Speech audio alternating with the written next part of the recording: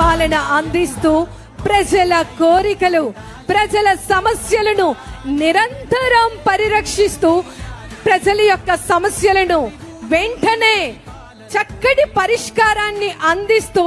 సమస్యలు లేకుండా వినూత్నమైనటువంటి కార్యక్రమాలను నిరంతరం చేపడుతూ